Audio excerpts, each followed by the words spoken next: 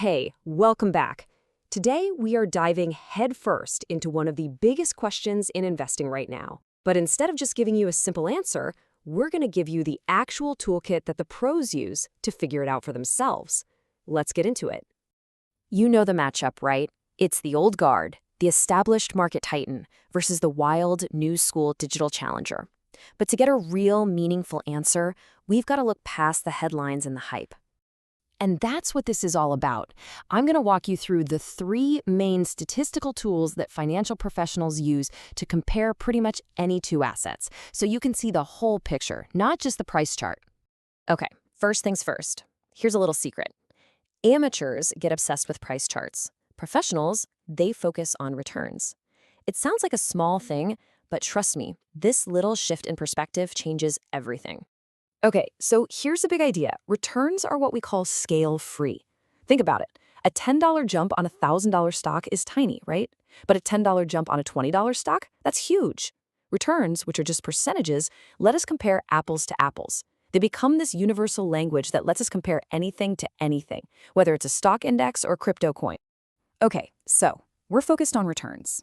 Check. But that's only one piece of the puzzle. The other, equally critical piece is risk. We need a way to measure just how bumpy that ride is going to be. And for that, we have a tool called standard deviation. Now, don't let the nerdy name throw you off. All it is a number that tells you how much an investment tends to swing around its average. Basically, it's like a seismograph for your money. The higher the number, the more violent the earthquake, you know? And wow, this picture just says it all, doesn't it? Just look at the difference here. On the left, you've got the S&P 500, and its returns look like a calm little heartbeat, all clustered together. On the right, Bitcoin, well, it's like a chaotic lightning storm. You can literally see the massive difference in risk before you even touch a calculator. And when we put actual numbers to what we just saw, it's pretty stark. Between 2017 and 2022, Bitcoin's daily shakiness score was almost 5 times higher than the S&P 500's. That's not a little different. That is a massive, massive difference in day-to-day risk. But, and this is super important, a high shakiness score isn't necessarily a bad thing. For some people, that bigger risk is worth it for the chance at much bigger rewards. It really just comes down to a trade-off and what you, as an investor, are actually comfortable with. All right, tool number 3. This one's all about relationships. It's not enough to know how an investment behaves on its own. You also need to know how it dances with the other things in your portfolio. And that dance is measured by something called correlation. It's just a score from -1 to +1. A +1 means two things are joined at the hip. They move in perfect sync. A -1 means they're polar opposites. And 0? Well, a 0 means they're just doing their own thing, completely ignoring each other. So let's look at a classic example. This is the S&P 500 versus the NASDAQ.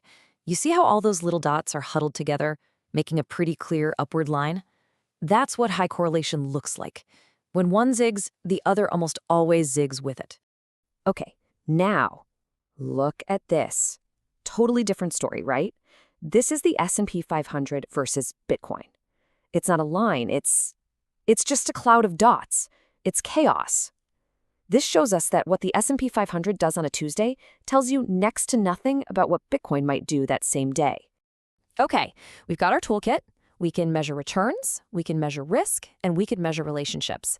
So let's do it. Let's put it all together and finally get to the verdict. Because that's what this is all about, isn't it? We know Bitcoin's returns were bigger, but we also know the ride was way, way bumpier. So which one actually gave you more bang for your buck? You know, considering all that risk you had to take? Well, to answer that exact question, pros use something called the Sharpe ratio. Think of this as the ultimate scorecard. It's actually pretty simple. It just takes an asset's average return and divides it by its risk. That's it. And the higher the final number, the better the bang for your buck. All right, so we crunched the numbers for that 5-year window. We calculated the Sharpe ratio for both the S&P 500 and for Bitcoin. You ready to see who won? First up, the challenger, Bitcoin. Its Sharpe ratio is 0.061. Okay, lock that number in your head. So, how did the old guard, the S&P 500, stack up? And there's our answer. The S&P 500 clocked in at 0.044.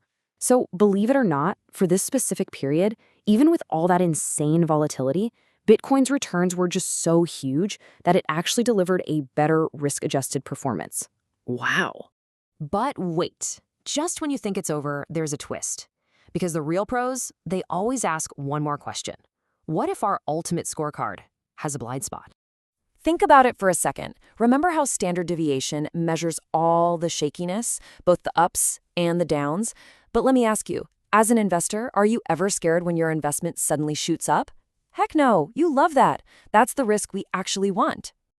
And that's where the next level metrics come into play, like something called semivariance. It's a much smarter way of looking at risk because it only counts the bad volatility, the drops that actually keep us up at night. It doesn't punish an asset for those big, awesome swings to the upside.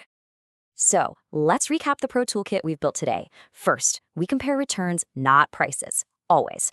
Second, we measure that shakiness with standard deviation. Third, we use correlation to see how things move together. And finally, we put it all together to judge the real performance with the Sharpe ratio.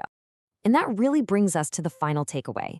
Now that you know how to think this way, how does that change how you look at the next big thing?